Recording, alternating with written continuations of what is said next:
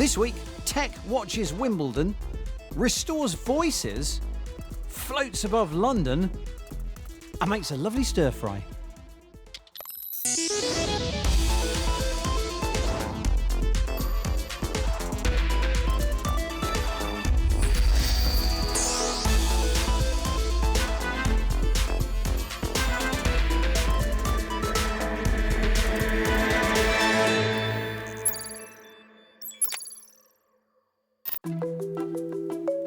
The thing I love about MIT in Boston is that whenever you open a door in a basement, you could run into anything. Unless it runs into you first. Which might be why, for the 7th straight year, MIT has been named the world's #1 university. And I'm going to say it, this is one of my favourite places in the world. The thing I love about MIT is it is all over the place. It really is. The buildings have this brilliant higgledy-piggledy nature, and inside it's the same. Here at CSAIL, for example, there's stuff all over the place. It's wonderful. The Computer Science and Artificial Intelligence Lab, CSAIL, is MIT's AI powerhouse, with some of the world's foremost researchers in the field. Here, AI has taught itself to see through walls, for example, while robots are being built to swim through our bodies. Why? Well, I'll tell you later, but it's obvious to me that we're still only just starting to explore how we can use artificial intelligence and robotics. 20 years ago, computation was a task reserved for experts because computers were large and expensive and you really needed to know what to do with them. But today, everyone has access to computation, and in fact, computation is so prevalent, we don't even see how we depend on it. We don't notice how we depend on it. Well, the next 20 years will be about bringing AI and robotic technologies in our lives to help us with cognitive work and with physical work. It certainly seems that artificial intelligence is creeping into every aspect of technology these days. One of those is speech synthesis, which is something we looked at recently on Click. This is where a computer learns to emulate someone's voice. Now, it does raise interesting ethical issues, but the technology can certainly be used for good. Paul Carter has been to New York State to find out how new developments in speech synthesis are helping disabled people to find their voice again. If you were on social media during the summer of 2014, chances are you were aware of the Ice Bucket Challenge. The viral challenge was set up to raise awareness of motor neuron disease, known as ALS in the US, and raised over $100 million for the ALS Association in just 2 months. For many of us, our voice is an essential part of who we are, and to lose it would be to lose a sense of our very identity. Here in Yonkers in New York, one man who lost his voice to motor neuron disease has been given back his sense of self through technology. Project Revoice is an international initiative to help give people with MND or ALS their voice back. Using software from Canada-based company Lyrebird, it can synthesize an accurate recreation of someone's voice from a relatively small amount of audio. Lyrebird software was famously and controversially used last year to recreate the voices of US Presidents Donald Trump and Barack Obama. I am not a robot. My intonation is always different. Hello, my name is Patrick Quinn, founder of the Ice Bucket Challenge. Pat Quinn was one of the early co-founders of the challenge. He was diagnosed with ALS in March 2013. The extent of his illness now means he cannot speak. He was one of the first to be given his voice back by Project Revoice. I was in shock. When my voice got weaker, I assumed this was impossible. I didn't know if I would ever be able to speak again. ALS has slowly been robbing me of my voice over the past couple of years, so when they played it for that first time, I was blown away. I cried, I laughed, and of course I smiled. It's such an honor to be a part of the project, and to hear how great my voice sounded, I knew this could be a game changer for everyone. It's surreal to hear my own voice. One of the things that we hear from people with ALS is that they, that their voice really reflects themselves and their own thinking about themselves. but we also hear it from their family members, and that's really where people say, well, we weren't thinking about the fact that we wouldn't be able to hear this person speak anymore until it was gone, and then suddenly, we really missed their voice and missed that side of them. So, there's something sort of inherently unique about a person's voice that, hopefully we're able to capture and keep in the future. Pat concedes that his new voice isn't perfect. Because he didn't record his voice prior to losing it, Lyrebird used online videos and speeches as their basis. Lyrebird's algorithms analyse several hours of quality audio recordings to digitally recreate a person's speech. I don't think there's so many companies before that have done something like that allows people to copy their voice with a small amount of audio. So of course, speech synthesis is an old research subject, and like, I don't know, it has been going on for like more than 30 years. But like what we provide is for people to really do it in their homes, and you can go into our website, you can record yourself for a few minutes, and after that you will get an artificial voice. This new technology has changed my life. You get to sound like yourself. A major benefit of this technology is that it only takes a few hours of high quality recordings to get your great voice. This is way less time than previous options, and we all know how important time is when fighting this disease. The hope is to extend the scope of Project Revoice to more people internationally, to allow more people with MND or ALS to capture and recreate their own voice. This voice is terrible. I hate it. It sounds like a professor I wouldn't listen to. With Project Revoice, we would like to see a person's voice be as accessible as possible to them, so that they can use their voice whenever they want to use it, and have it be real, true ease of use. With voice banking and voice messaging generally, we just want to try and bring it to as many people as we can in as easy a way as we can, and really truly make it commonplace for people to be using their own authentic voices when they communicate. The future should be where all ALS patients have their voice. This has changed the way I live for the better, and I want to see the whole world take advantage of this. It's crazy to be sitting here talking to you right now. It never gets old.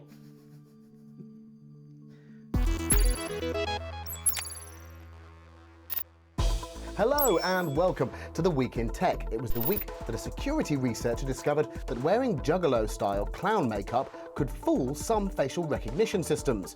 Juggalos are fans of hip-hop outfit, the Insane Clown Posse. Thousands of Fortnite players infected their computers with malware after downloading cheat software to try and improve their game. And they say trailers give away the best bits of the film. Well, somebody at Sony Pictures is in hot water after uploading the entire movie, Carly the Killer, to YouTube instead of just its trailer. Researchers at Harvard have developed a robotic cockroach that can walk on land and water and even go for a dive. The ambulatory micro-robot applies a voltage to the water in order to break the surface tension, allowing it to go for a swim. From walking on water to flying through the air with the greatest of ease. We've seen Disney's Stunt Robot before, but it's had an upgrade, and now has a human-looking body. The autonomous self-correcting aerial robot can make adjustments in the air to ensure it nails its death-defying leaps again and again. And finally, next time you're trapped on a desert island or want to make a romantic declaration in the sand, why not get a robot to do it? Created by Ivan Miranda, this little bot makes stripes in the sand, acting like a beach printer. Maybe not the quickest way to get your SOS message out, though.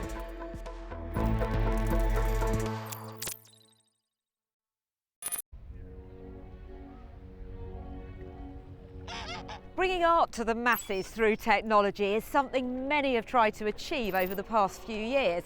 But here in London's Hyde Park, there's something pretty big on display. So how can we see this recreated in a way that more people could see it?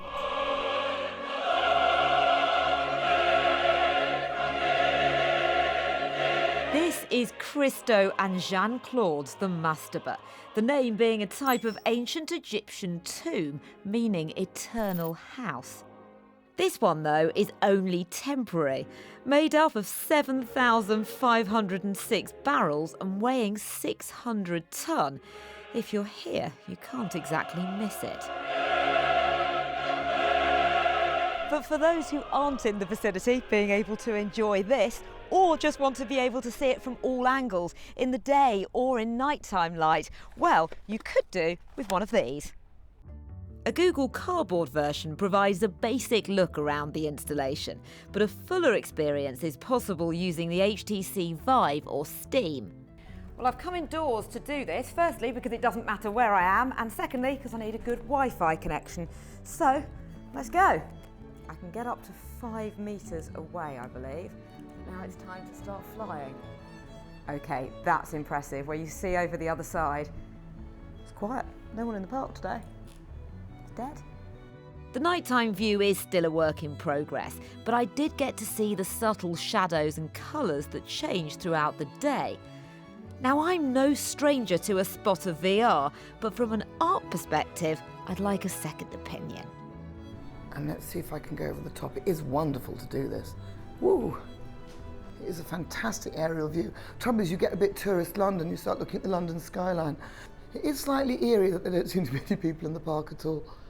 Okay, Louisa, I'm going to come and help you. I'll take these for you. Now, I think what was absolutely fascinating to me is that you are an art expert, yet you were more distracted by the London skyline, the park, and the lack of people than actually being able to focus on the art. Well, that is the trouble with this kind of thing. I mean, perhaps it's old dinosaurs like me, but, you know, there is something still quite thrilling about being able to go up in the air. Now, the Mastaba is a great piece, but I would argue that actually its impact is a physical impact, that when you're walking in the Serpentine, walking in Hyde Park, and you come across this extraordinary mass, the scale of it, all that stuff doesn't come through on the VR. With a version 50 times the size planned for Abu Dhabi, you can see scale is clearly important here. But whilst it may be a lot easier to create that in a virtual world, it is maybe missing the point. That was Lara. OK, back to MIT in Boston now, where I'm walking round and round and round in order for an artificial intelligence to track me. Now, that is me that you can see on that screen there, but what's really impressive here is the detector is not in this room at all. It's next door, and it's seeing through this wall. It's called RF Pose, and the transmitter uses low-power radio signals that pass through walls but reflects off objects in the next room. Everything reflects, not just a human body. The walls reflect power, the ceiling, everything. And to make sense of that mass and focus on the human body, you have to eliminate all of that. And that's a complex process, and machine learning, particularly deep learning, is very good for that. The system has taught itself to pull out the human skeleton from the mass of reflected signals, and it can deal with many bodies in a room, and of course, it can see in the dark too.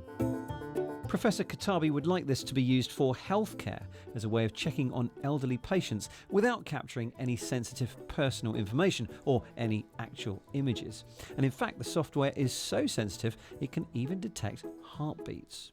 You could check for sleep apnea, for example, which is disruption of breathing during sleep. You saw the beats, beat by beat, so you can look at the interval, the time between individual beats, and look for arrhythmia.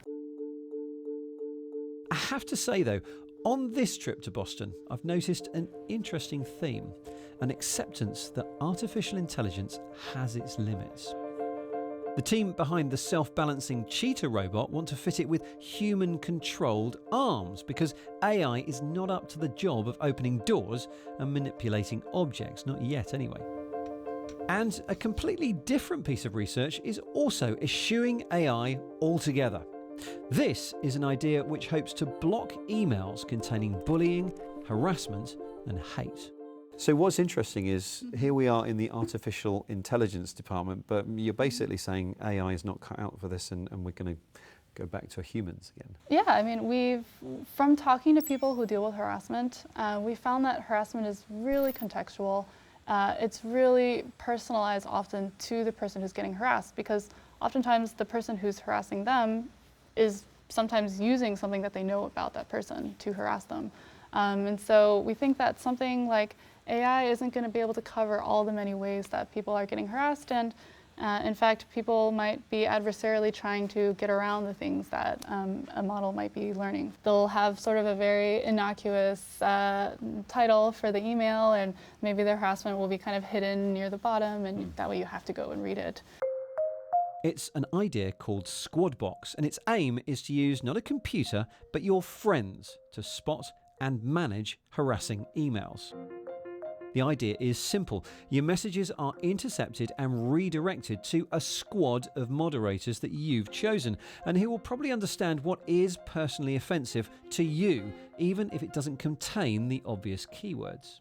And what's really interesting here is that there are no swear words in here, so that there's, I think your work is fake and you're just out to make a profit off the backs of hard-working people. You should really reevaluate your life. I can see how an algorithm would pass that and say that's fine. For now, Squadbox has been geared to work with email, but its creators say there's no reason why it couldn't be ported to work with social media, and certainly the moderation approach sounds, well, very social.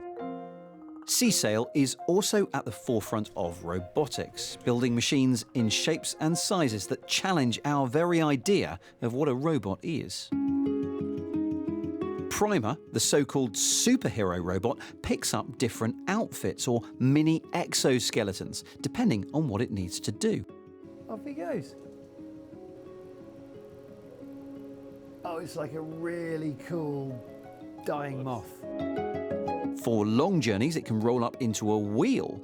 To cross water, it dons a fold-up boat and sets sail. And if needs be, it can abandon ship too.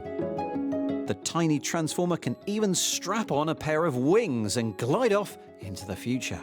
So this can be used for some medical applications. For example, last summer we developed this kind of a stomach, like a simulator. So we also designed this capsule-sized origami robot similar. We encapsulate into ice, so it's like a capsule.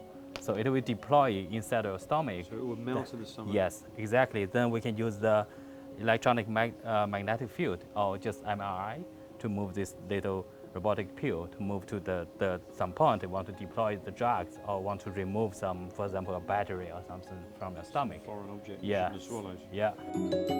Primer is controlled by manipulating a magnetic field, and it uses a heating pad to help it fold. Right now, you drive it using a makeshift controller.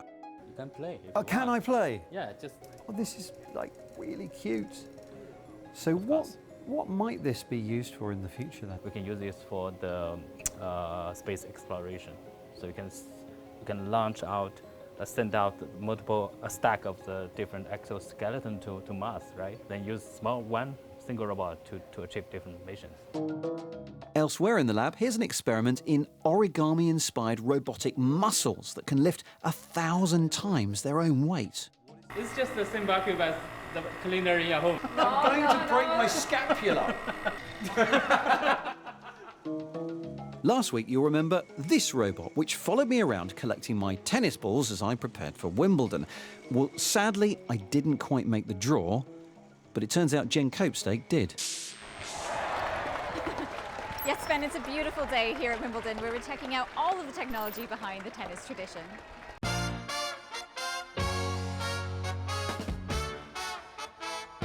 Artificial intelligence gets everywhere these days, even here at the All England Club, where IBM's Watson is busy at work behind the scenes.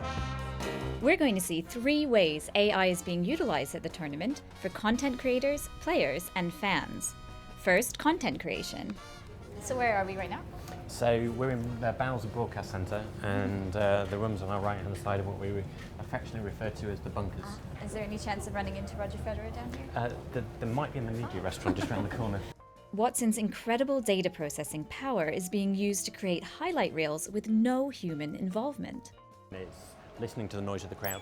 Right. Looking for those, or listening for those really exciting moments. It's taking in the audio feed from the side of the court, and you know those rallies that you get where you get the real oohs and ahs. And what Watson's doing is listening out of that. The crowd are really excited, then it marks that down as an exciting point. And then it's looking at the data points, so where are the pressure points in the match, and then it's also looking at how the player's reacting. So it's how animated they are with their arms, how obviously emotive they are while they're doing that, and then it's combining all of those together to create an excitement level. Right. And then that gets fed into this dashboard, and all of the points are ranked. And then at the end of the match, Watson will also generate a highlights package based on all those exciting points and give that to the content team so they can get it out really, really quickly. Wow. Players can also take advantage of this quick turnaround of highlights. Instead of going through hours of video, each team is given a unique website to check. Here's Roger Federer's unforced errors. This helps coaches create a narrative of what happened in the game and quickly see where they can improve or better their opponents. Players we sort of sometimes forget that they are really the biggest fans of their own sport, and they want to know how their friends are getting on, their rivals are getting on, but also that deeper statistics and insight that helps them in their own analysis of how they're playing is really valuable too. And for fans who want deep analysis, they can get it by accessing all these stats via Wimbledon's new Facebook Messenger bot, which is also driven by Watson. And Watson has one final data trick to show off. It's the first non-human to design a Wimbledon poster. Celebrating 150 years of the All England Club, it used visual image recognition to scan over 300,000 historic photographs. The final result is this mosaic made up of 8,400 individual images. Instead of the usual color matching, Watson was taught to recognize the different elements of the photograph, such as umbrellas, and find umbrella photos to match. Even the texture of the court is made up of other photos of courts. Well played.